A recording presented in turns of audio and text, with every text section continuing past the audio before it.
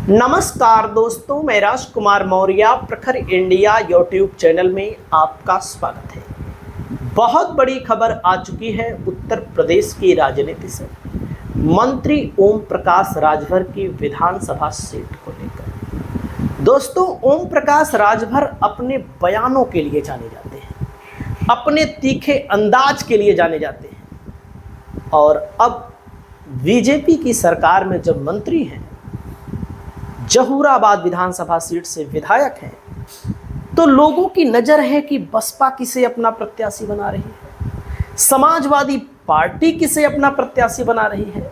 क्योंकि ओम प्रकाश राजभर इस समय सबसे ज्यादा फायर रहते हैं अखिलेश यादव के खिलाफ। उसी अखिलेश यादव के खिलाफ इन्होंने 2022 का जब चुनाव लड़ा था तो फायर रहते थे बीजेपी के खिलाफ, योगी के खिलाफ, मोदी के खिलाफ, अमित शाह के खिलाफ।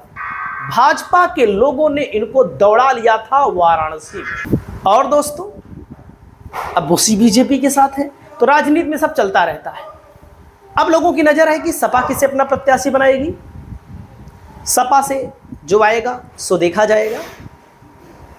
इस वीडियो में मैं आपको बताने जा रहा हूं बसपा से कौन आया है।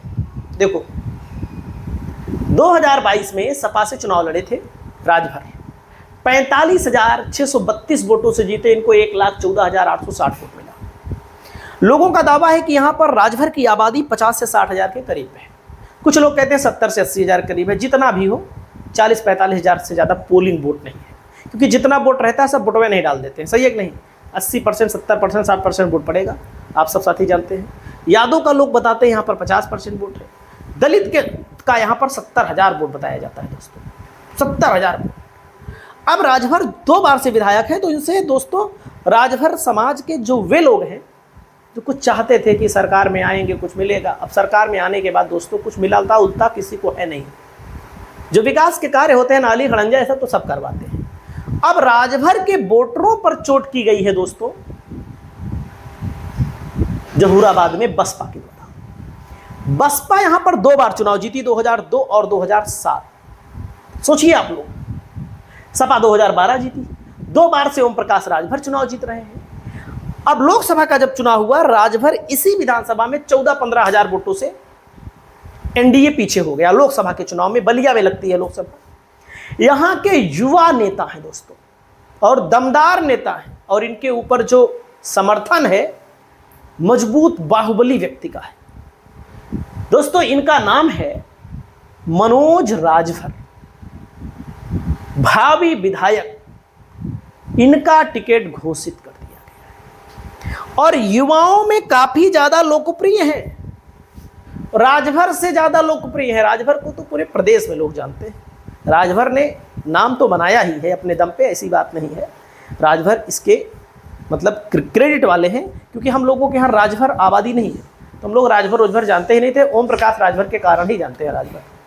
तो आप समझ सकते हैं कि मनोज राजभर का टिकट जब मिल गया है, तो दोस्तों यहां पर ओम प्रकाश राजभर के वोट बैंक में बड़ी सेंध लग रही है। बड़ी सेंध का मतलब युवा जो है दोस्तों ओम प्रकाश राजभर की तरफ नहीं जा रहे हैं, कृष्ण मुरारी राजभर की तरफ जा रहे हैं।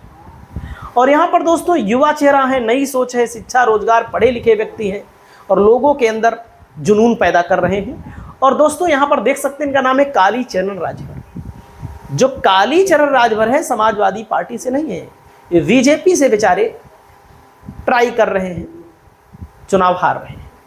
अब क्या कालीचरण राजभर को बीजेपी 2027 में टिकट देगी या ओम प्रकाश राजभर को देगी?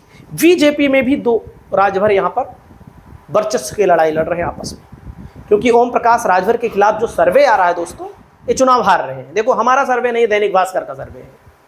ये हार रहे चुनाव, और लोकसभा में भी इनकी विधानसभा में बीजेपी पीछे है, तो जाहिर सी बात कुछ ना कुछ कमी है, तभी पीछे रही है। अब समाजवादी पार्टी के लोग कह रहे हैं कि सादाब फातिमा को लड़ाइए, यहां पर कुशवाहा प्रत्याशी उतारिए। और यहां पर दोस्तों महेंद्र चौहान लोनिया बिरादरी से आते हैं, इनका भी ठीक ठाक वोट बैंक है, ये भी चुनाव लड़ चुके हैं। तो दोस्तों आपको क्या लगता है?